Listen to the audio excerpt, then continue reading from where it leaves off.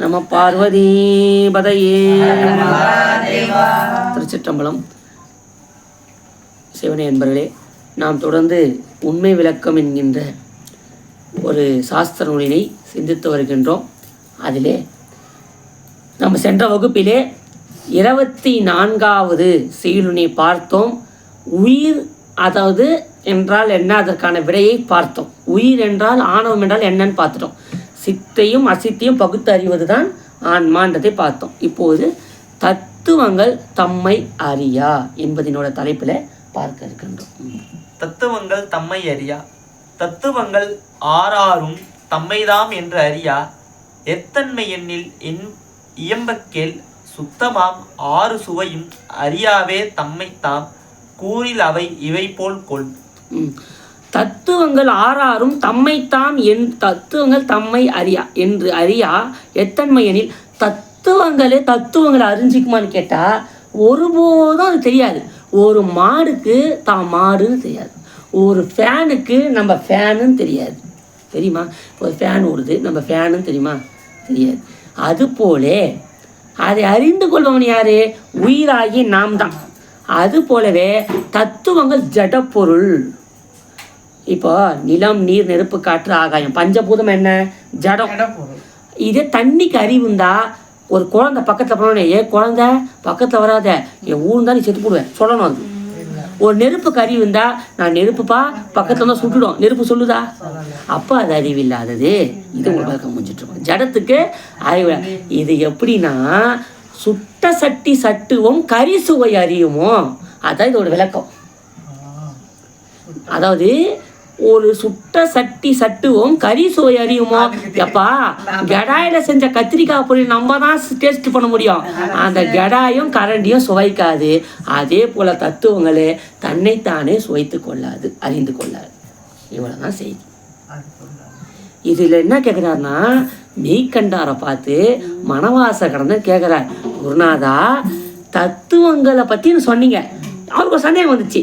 சரி, தத்துவங்களை பற்றி தெரிஞ்சுக்குமா? அதை தான் எப்பா தத்துவங்களும் ஒருபோதும் தத்துவத்தை அறிஞ்சிக்காது. அது எப்படின்னா, சுட்ட சட்டி சட்டுவோம் கறி சுவை அறியுமோ.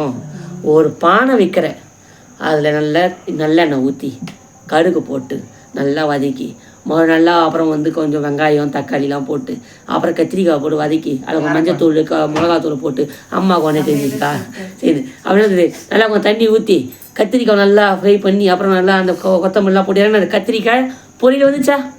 அந்த கத்திரிக்காவை சட்டியில் இருக்குது, பானையில் இருக்குது.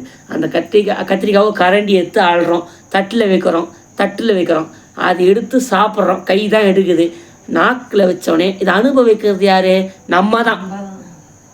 அந்த சட்டியிலே தான் கத்திரிக்காய் இருக்குது, அதில் தான் வதங்குச்சு. அந்த பானை என்னைக்குன்னா சட்டி என்னங்க கத்திரிக்காய் சுவை இருந்துச்சா? அதே போலதான்ப்பா தத்துவங்கள் தன்னை தண்ணி எடுத்து நீ குடிச்சா இன்பம் உனக்கு வரும். தண்ணிக்கே தண்ணியோட இன்பம் தெரியாது இல்லையா? இப்போ தண்ணிக்கே தண்ணியோட டேஸ்ட் தெரியுதா? தெரியாது. அதுதான் இந்த தத்துவம். புரிஞ்சிச்சிங்களாமா? இப்போ அந்த விளக்கத்தோட பார்ப்போம். சொல்கிறேன், அதனால கேட்கணும். நீங்கள் அதில் இப்போ அடியும் சொல்லக்கூடிய செய்யுள்ள அவர் விளக்கமாக சொல்லும் போது அதையும் கவனிக்கணும். அப்போ தான் உங்களுக்கு விளக்கம் ரெண்டும் மேட்ச் பண்ணி புரியும்.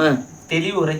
தத்துவங்கள் அறிவற்றவை, எனவே அவை தம்மை நோக்கி தாம் என்று அறியும் இயல்பினை உடையனவல்ல. இவ்வுண்மைக்கு எடுத்துக்காட்டு வருமாறு, நீ உணவில் உள்ள சுவைகளை இது இனிப்பு, இது கைப்பு, இது புளிப்பு, இது உவர்ப்பு, இது கார்ப்பு, இது துவர்ப்பு என 6 விதங்களில் அறிகிறார். இது நம்மளுக்கு சுவை எத்தனை மறந்துடக்கூடாது. என்ன அதான் சுவை நம்மளுக்கு 6 சுவை உணவுன்றாங்களா இல்லையா? 6 சுவை இருக்குது. உண்டி 4 சுவை 6ன்னு சொல்றாங்க. இச்சுவையை உடைய அந்த பொருள்கள் யான் இனிப்பு யான் துவர்ப்பு என்ற தன்மை நோக்கி தம் இயல்பை அறிய மாட்டா அல்லவா? அவ்வாறு 36 தத்துவங்களும் தத்தம் இயல்புகளை அறிய மாட்டா என்பதை நீ நன்றாக புரிந்து கொள். இப்போ அடின்னு சொன்ன விளக்கம் உங்களுக்கு ஒரு லாஜிக்கு. அதான் சுட்ட சட்டி சட்டுவோம் கறி சுவையாகும்.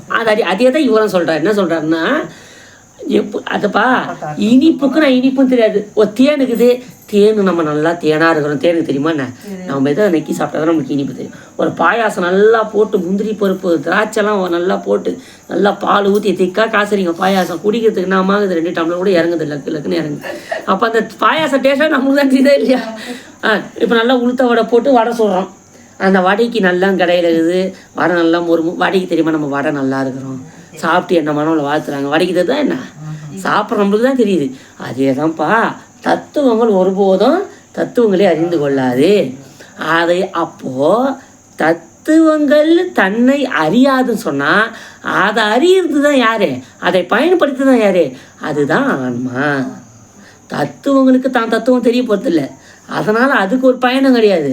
தேனால் தேனுக்கு என்னதான் தேனில் மகத்துவம் இருந்தாலும் தேனுக்கே தேனு பயன்படுறது தான் என்ன, நம்மளுக்கு தான் அது மருத்துவமாக பயன்படுது. என்னதான் பாவக்காயில் சாப்பிட்டா பூச்சி வர்றதுனாலும் பாவக்காவுலேயே பூச்சி வருது, அது தன்மை அது தெரியலையே. ஆமாவா இல்லையா?